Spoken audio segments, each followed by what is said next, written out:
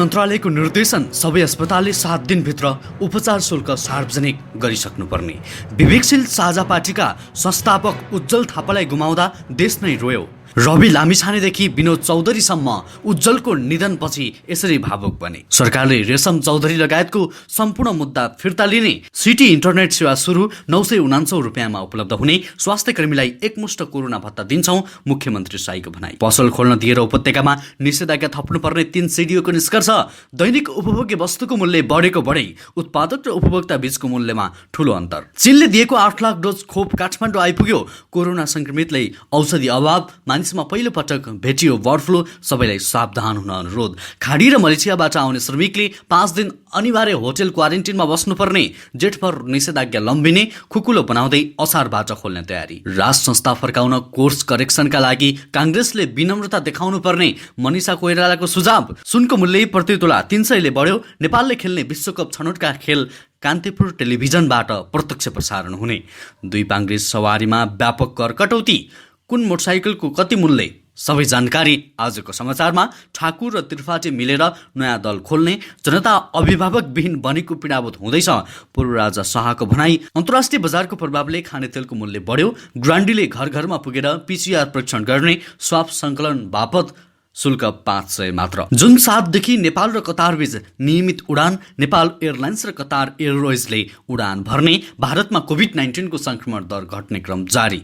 दर्शकवृन्द नमस्कार, YouTube channel info खबरमा तपाईलाई हार्दिक स्वागत छ। आज पनि केही महत्त्वपूर्ण र दिनभरिका काम लाग्ने समाचारको साथमा म सन्तोष कठायत उपस्थित भइसकेको छु। पूरा समाचार अत्यन्तै धेरै महत्त्वपूर्ण भएकाले अन्तिमसम्म हेर्न नबिर्सिनुहोला र समाचारलाई कुन ठाउँ, कुन जिल्ला र कुन देशबाट यति बेला प्रत्यक्ष हेरिरहनु भएको छ कमेन्ट गर्न नछुटाउनुहोला। समाचारको सुरुमा कोरोना भाइरसको पछिल्लो अपडेट। नेपालमा पछिल्लो 24 घण्टामा 6085 जनामा कोरोना संक्रमण पुष्टि भएको छ। देशभर मंगलबार 20,165 परीक्षण गर्दा 6000 संक्रमित थपिएका हुन्। यो सँगै देशभर कोरोना संक्रमित हुनेको संख्या 5,66,587 पुगेको छ।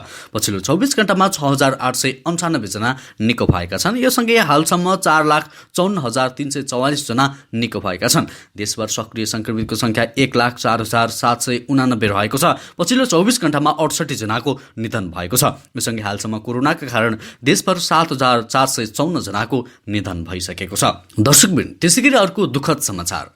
विवेकशील साझा पार्टीका नेता उज्जवल थापाको निधन भएको छ। काठमाडौँको मेडिसिटी अस्पतालमा उपचारका क्रममा उनको कोरोनाका कारण आज निधन भएको हो। उनको उपचाररत रहेकै समयमा केही व्यक्ति र सञ्चार माध्यमले मृत्युभन्दा अगाडि नै हल्ला समेत फैलाएका थिए। कोरोना संक्रमण समेत भएका थापाको सोमबार मात्र कोरोना रिपोर्ट नेगेटिभ आएको थियो। कोरोना संक्रमणपछि स्वास्थ्य स्थिति जटिल बन्दै गएपछि उनलाई अस्पताल भर्ना गरिएको थियो। यसअघि ग्रान्डी अस्पतालमा उपचाररत उनलाई एमको विधिबाट उपचार गर्न मेडिसिटी भर्ना गरिएको थियो। दर्शकवृन्द, एउटा कुशल राजनीतिज्ञ गुमाउँदा देश नै यति बेला रोएको छ। चर्चित पत्रकार रवि लामिछानेले आफ्नो फेसबुकमा यसरी लेख्नुहुन्छ: असाध्यै अर्थपूर्ण जीवन बाँचेर बिदा हुनुभएको छ। स्वर्गमा बास होस्, हार्दिक श्रद्धाञ्जली उज्जवलजी। अन्ततः यो पुस्ताले एउटा होनहार नेता गुमायो। संस्कार सहितको राजनीतिको बिउ रोपेर जानुभएको छ। त्यो एक दिन झाँगिनेछ। परिवारजनमा यो पीडा सहन सक्ने शक्ति देऊ भगवान भनेर रवि लामिछानेले लेख्नु भएको छ। त्यसैगरी विश्वकै धनीको सूचीमा रहेका विनोद चौधरीले यसरी लेख्नुहुन्छ: विवेकशील साझा पार्टीका संस्थापक संयोजक उज्जवल थापाको अल्पायुमै निधन खबरले मर्माहत भएको छु। समुन्नत राजनीतिक प्रणाली निर्माणका लागि उहाँले देखेका सपना चाँडै पूरा होस्। हार्दिक श्रद्धासुमन। शोकाकुल परिवारमा धैर्य धारण गर्ने शक्ति मिलोस्। यसैगरी नेपाली कांग्रेसका नेता गगन थापाले लेख्नु भएको छ: उज्जवल थापा हामी बीच रहनु भएन। एक असल मान्छे र प्रिय मित्रको निधनले अत्यन्त मर्माहत छु। नेपाली राजनीति र समाजलाई रूपान्तरण गर्न मनदेखि नै लागिरहेको एउटा अथक अभियन्ताको अभाव सधैँ खड्किरहनेछ। उहाँको आत्माको चिर शान्तिको कामना, परिवारजनमा हार्दिक समवेदना। त्यसैगरी चर्चित कमेडियन मनोज गजुरेलले लेख्नुहुन्छ: उज्जवलजी, हजारौं कामना, लाखौं प्रार्थनाका बावजुद भौतिक शरीर छोड्नुभयो, तर तपाईले नेपाली राजनीतिमा सल्काएको इमानदारिता र त्यागको दियो सधैँ बलिरहनेछ। हार्दिक श्रद्धाञ्जली। दर्शकवृन्द, नेपाली राजनीतिले एउटा होनहार युवा गुमाएको छ। तपाईँ पनि कमेन्टमा हार्दिक श्रद्धाञ्जली भनेर लेख्न नबिर्सिनुहोला। त्यसैगरी सरकारले उपचाररत लाग्ने शुल्कको विवरण सार्वजनिक गर्न अस्पतालहरूलाई निर्देशन दिएको छ। शीर्षक सहितको मूल्य सूची आफ्नो वेबसाइट तथा सूचना पाटीमा राख्न निर्देशन दिएको छ। गुणस्तर मापन तथा नियमन महाशाखा प्रमुख डाक्टर मदन कुमार उपाध्यायले जारी गरेको सूचनामा सबै सरकारी, निजी, सरकारी तथा सामुदायिक स्वास्थ्य संस्थालाई सेवाको प्रकार र सोको लागत रकम शीर्षक समेत उल्लेख भएको मूल्य सूची वेबसाइट तथा सूचना पाटीमा राख्न भनिएको छ। त्यसैगरी सिजी कम्युनिकेसन प्रणालीले आजदेखि काठमाडौँ उपत्यकामा उच्च गतिको इन्टरनेट सेवा सुरुवात गरेको छ। यसबाट सार्वजनिक एवं निजी क्षेत्रबाट प्रवाह हुने सेवाका गुणस्तरमा सुधार आउने अपेक्षा गरिएको छ। हाल इन्टरनेट प्रदायक कम्पनीका तुलनामा सिजीको सेवा सस्तो रहेको दाबी समेत भएको छ। कम्पनीद्वारा आज यहाँ जारी विज्ञप्तिमा 120 MBPS गतिको सिजी नेट रु 949 मा उपलब्ध हुने जनाइएको छ। कम्पनीका प्रबन्ध निर्देशक निर्वाण चौधरीले सिजी नेट सेवाले उपभोक्ताका जीवनमा नयाँ अनुभव गराउने बताएका छन्। कम्पनीले सुरुवाती चरणमा इन्टरनेट सेवा सुरु गरे पनि चाँडै नै IPTV तथा अन्य सेवा ल्याउने तयारी भइरहेको जनाएको छ। त्यसैगरी उपत्यकामा निषेधाज्ञा जेठभर जारी रहने भएको छ। निषेधाज्ञाको समीक्षा गर्दै आज बसेको उपत्यकाका 3 जिल्लाको प्रमुख जिल्ला अधिकारीहरूको बैठकले त्यसबारे निर्णय लिने बताएका हुन्।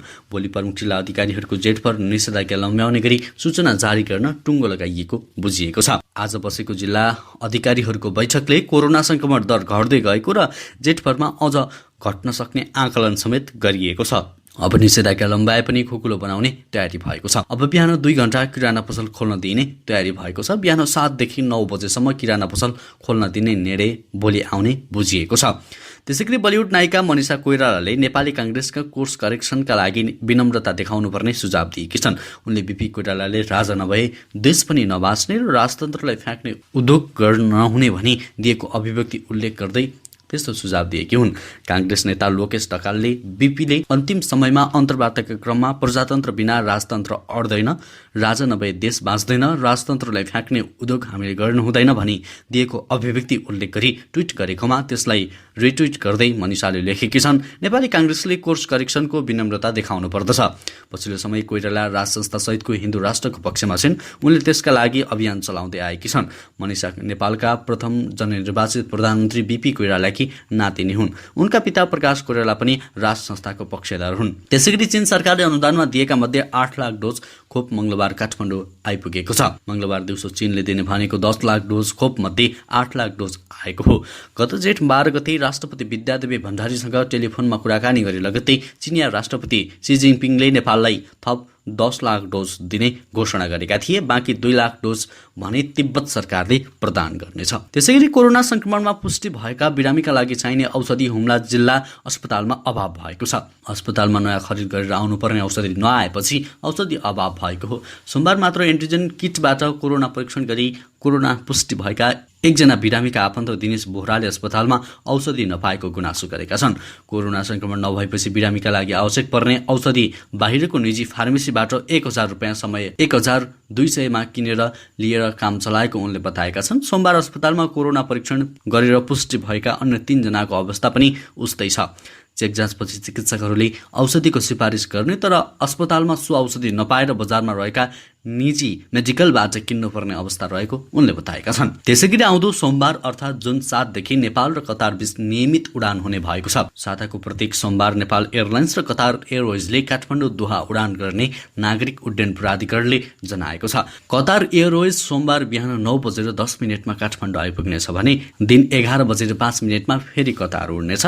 प्रत्येक सोमबार नेपाल एयरलाइन्स रातिको 10:05 दोहा उड्नेछ भने भोलिपल्ट बिहान 9:10 काठमाडौँ आइपुग्ने उडान तालिका तय भएको प्राधिकरणले जनाएको छ। यो उडान तालिका जुन 30 सम्मका लागि हो। त्यस्तै टर्किस एयरलाइन्सले इस्तानबुलका लागि प्रत्येक बिहिबार उडान भर्नेछ भने एयररोल बबल सम्झौता अन्तर्गत नेपाल एयरलाइन्सले सातामा 2 दिन काठमाडौँ दिल्ली उडान भर्दै आएको छ। त्यसैगरी ग्रान्डी अस्पतालले घर घरमा PCR परीक्षण गर्ने भएको छ। नयाँ भेरिएन्ट सहित दोस्रो चरणको कोरोना संक्रमण बढीसँगै PCR परीक्षण प्रयोगशाला सञ्चालनमा ल्याइएको अस्पतालले जनाएको छ। पछिल्लो समय अस्पतालले घर घरमा पुगेर बिरामीको स्वाब सङ्कलन गर्न लागेको हो। अस्पतालका महाप्रबन्धक विकासमान सिंहले बिहान 8 बजेदेखि 10 बजेसम्म बिरामीका घर घरमा पुगेर स्वाब सङ्कलन गर्न लागि राजसलाई जानकारी दिएका छन्। स्वाब सङ्कलनको रकम अनलाइन मार्फत भुक्तानी गर्न मिल्ने व्यवस्था समेत अस्पतालले गरेको छ। पिसिआर परीक्षणको रिपोर्ट भने इमेल मार्फत सम्बन्धित व्यक्तिमा पुर्याउने व्यवस्था मिलाइएको जनाइएको छ। त्यसैगरी सरकारले रेशम चौधरी लगायतका मुद्दाहरू फिर्ता लिने निर्णय गरेको छ। थरुहट थारुवान सङ्घर्ष समितिसँग 6 बुँदे सहमति अनुसार रेशम चौधरी लगायतका मुद्दाहरू कानुन सम्मत फिर्ता लिने तयारी गरेको हो। सहमति पत्रमा भनिएको छ, थरुहट थारुवान आन्दोलनका क्रममा टिकापुरमा भएको दुःखद घटनामा आरोपित यी धनीराम चौधरी, रेशम चौधरी र लक्ष्मण चौधरी लगायतका माथि लगाइएका सम्पूर्ण मुद्दाहरू फिर्ता र रिहाइका लागि संविधान र कानुन सम्मत पहल गर्ने। त्यसैगरी थारूभाषी बाहुल्य क्षेत्रमा प्राथमिक तहसम्मको शिक्षा मातृभाषामा पठन पाठनको व्यवस्था गर्ने सहमति पनि भएको छ। सहमति पत्रमा नेपाल सरकारका तर्फबाट कानुन मन्त्री लीनानाथ श्रेष्ठ, राजन भट्टराई, भगवती चौधरी र थारू कल्याणकारी सभाका तर्फबाट रुक्मिणी चौधरी, प्रेमलाल चौधरी, पद्मनारायण चौधरी, प्रभात चौधरी र चन्द्रप्रसाद चौधरीले हस्ताक्षर गरेका छन्। त्यसैगरी चीनको जिआङसु प्राप्त बस्ने एक व्यक्तिमा H10N3 बर्ड फ्लू संक्रमण देखिएको चीनको राष्ट्रिय स्वास्थ्य आयोगले जानकारी दिएको छ। आयोगका अनुसार H10N3 बर्ड फ्लू मानिसमा देखियो। यो पहिलो घटना हो। 41 वर्षीय पुरुषमा यो संक्रमण देखिएको हो। कुखुरा पालनबाट यो संक्रमण फैलिरहेको छानिएको छ। यद्यपि ठूलो स्तरमा यो संक्रमण फैलिने खतरा निकै कम रहेको अधिकारीहरूले जनाएका छन्। त्यसैगरी कर्णाली प्रदेश सरकारका मुख्यमन्त्री महेन्द्र बहादुर साईले चिकित्सक तथा स्वास्थ्य कर्मीलाई कोरोना भत्ता एकमुष्ट उपलब्ध गराउने बताउनु भएको छ। जिल्ला व्यवस्थापन समिति कालीकोटको बैठकमा सहभागी हुनुभएका मुख्यमन्त्री साईले सोमबार जिल्ला अस्पताल कालीकोटका चिकित्सक तथा स्वास्थ्य कर्मीहरूसँग कुराकानी गर्दै छलफलको क्रममा उनीहरूले स्वास्थ्य उपलब्ध गराइदिन अनुरोध गरेका थिए। सो क्रममा उहाँले प्रदेशका सबै स्वास्थ्य कर्मीलाई गत र चालु आगामी वर्षको भत्ता एकमुष्ट रूपमा तत्काल उपलब्ध गराउने विश्वास दिलाउँदै जोखिम भत्ता पाएनौ भन्ने समस्या चिर्ने बताउनु भएको थियो। त्यसैगरी अब अर्को समाचार। खाडीको देश मलेसियाबाट स्वदेश फर्कने नेपाली श्रमिकले 5 दिन अनिवार्य होटल क्वारेन्टिनमा बस्नुपर्ने भएको छ। कोरोना संक्रमण रोकथामका लागि बन्द गरिएको अन्तर्राष्ट्रिय उडान केही सहज भएसँगै संस्कृति, पर्यटन तथा नागरिक उड्डयन मन्त्रालयले जारी गरेको नयाँ मापदण्ड अनुसार 5 दिन अनिवार्य होटल क्वारेन्टिनमा बस्नुपर्ने भएको छ। नयाँ मापदण्डमा खाडीका देश र मलेसियामा श्रम गरी स्वदेश फर्कने नेपालीले 5 दिन होटल क्वारेन्टिनमा बसी पिसिआर परीक्षण नेगेटिभ आएपछि थप 10 दिन होम क्वारेन्टिनमा बस्ने गरी सम्बन्धित गन्तव्यमा जान अनुमति दिइने व्यवस्था गरिएको हो। त्यसैगरी कोरोना भाइरसको दोस्रो लहरका कारण सङ्कटमा परेको भारतमा पछिल्ला केही दिनदेखि संक्रमण दरमा कमी आएको छ। पछिल्लो 24 घण्टामा 1,27,510 जनामा थप व्यक्तिमा कोरोना संक्रमण भएसँगै देशभर हालसम्म 2,81,75,044 व्यक्तिको कोरोना संक्रमित भएका छन्। भारतमा हिजो कोरोना संक्रमितको संख्या गत 51 दिन यताकै कम भएको केन्द्रीय स्वास्थ्य तथा परिवार कल्याण मन्त्रालयले जनाएको छ। त्यसैगरी अब सुन सम्बन्धी जानकारी। साताको तेस्रो दिन मंगलबार स्थानीय बजारमा सुनको मूल्य 300 रुपियाँले बढेको छ। नेपाल सुन चाँदी व्यवसाय महासङ्घका अनुसार आज छापावाला सुन प्रति तोला 94,500 रुपियाँ र तेजाबी सुन प्रति तोला 94,000 तोकिएको छ। त्यसैगरी आज चाँदीको मूल्य 10 रुपियाँले बढेर प्रति तोला 1,370 रुपियाँ कायम भएको छ। त्यसैगरी जनता समाजवादी पार्टीका अध्यक्ष महन्त ठाकुर र स्वास्थ्य मन्त्री हृदय त्रिपाठी मिलेर नयाँ दल खोल्ने तयारीमा लागेका छन्। दुई नेताबीच सिंहदरबारमा त्यसबारे कुराकानी भइरहेको छ। कुराकानीका क्रममा ठाकुरसहित राजेन्द्र महतो पनि सहभागी भएका थिए। त्रिपाठीको साथमा पनि उनी निकट नेताहरू छन्। चुनाव घोषणा भइसकेकाले नयाँ दल खोल्न मिल्दैन, तर निर्वाचन आयोगमा दल दर्ता अगाडि नै गराइएको बुझिएको छ। नयाँ दल दर्ताका लागि अध्यादेश ल्याएर भए पनि बढ्ने तयारी समेत भएको बुझिएको छ। ठाकुरसहित 4 नेतालाई उपेन्द्र यादव समूहले पार्टीबाट निष्कासनको निर्णय गरेको छ। यसको जानकारी आज निर्वाचन आयोगलाई गराइसकिएको छ। त्यसैगरी पूर्व राजा ज्ञानेन्द्र शाहले विपदमा जनताको जीवन सहज र सुरक्षित बनाउन व्यवस्थापकीय कौशल प्रस्तुत हुन नसकेको बताएका छन्। दशैंको अवसरमा शुभकामना सन्देश दिँदै उनले जिम्मेवार पक्षबाट जीवन सहज र सुरक्षित बनाउन व्यवस्थापकीय कौशल प्रस्तुत नहुँदा जनताको दैनिकी कष्टकर बन्दै आएको बताएका छन्। सङ्कटको घडीमा अभिभावकको क्षमता र हैसियत प्रष्ट हुन्छ भन्ने आम मान्यता रहेको भन्दै उनले भनेका छन्। यस आधारमा हेर्दा नेपाली जनता अभिभावकविहीन बनेको पीडाबोध यति बेला हुँदैछ। रोजगारीका लागि विदेश गएकाहरू सङ्कटमा रहेको र देशभित्रै श्रम र सिप सदुपयोग गर्ने बन्दोबस्त नभएको उनले बताएका हुन्। राहत, रोजगारी र रोगको उपचार खोज्दै भौतारी रहेकाहरूलाई भरपर्दो आड भरोसा चाहिएकाले शुभकामना सन्देशमा उनले यो कुरा बताएका हुन्। त्यसैगरी पछिल्लो समय तोरीको खानेतेलको मूल्य उच्च रूपमा बढेको छ।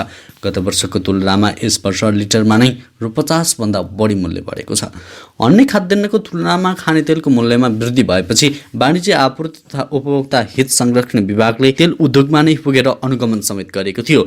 उपभोक्ताको गुनासोका आधारमा अनुगमन गरेर विभागले तेलको मूल्य बढ्नुको कारण जानकारी गराउन नेपाल वनस्पति घिउ तेल उत्पादक संघलाई निर्देशन दिएको थियो। त्यसैगरी अब खेल समाचार। कुवेतमा हुने फिफा विश्वकप एफसीसी एसिया कप छनौट अन्तर्गत नेपालले खेल्ने तीनै खेलको प्रत्यक्ष प्रसारण कान्तिपुर टेलिभिजनले गर्ने भएको छ।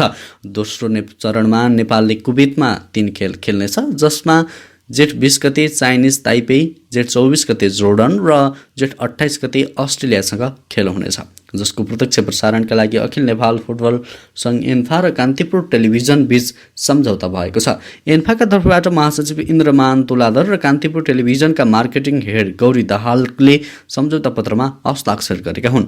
नेपालले घरेलु मैदानमा खेल्नुपर्ने प्रतियोगिता कोरोना भाइरसका कारण सेन्ट्रल भेन्यूमा हुन थालेको हो। एसियाली फुटबल महासङ्घले सम्पूर्ण बीका खेलहरू कुवेतमा गराउने निर्णय अनुसार नेपालले कुवेतमा दोस्रो चरणका लागि खेल खेल्न लागेको हो। त्यसैगरी सरकारले बजेट मार्फत 2 पाङ्ग्रे सवारी साधनमा लाग्ने करको दरमा व्यापक हेरफेर गरेको छ। गत शनिबार अध्यादेश मार्फत आर्थिक वर्ष 2078-79 को बजेट ल्याएको सरकारले 2 पाङ्ग्रे सवारी साधनमा लाग्ने कर दस्तरमा अधिकतम 1 लाखसम्मको छुटको घोषणा गरेको छ। यद्यपि यो छुट भने 400 सीसी इन्जिन क्षमता माथिका मोटरसाइकल र विद्युतीय 2 पाङ्ग्रे सवारीमा मात्र राखिएको छ।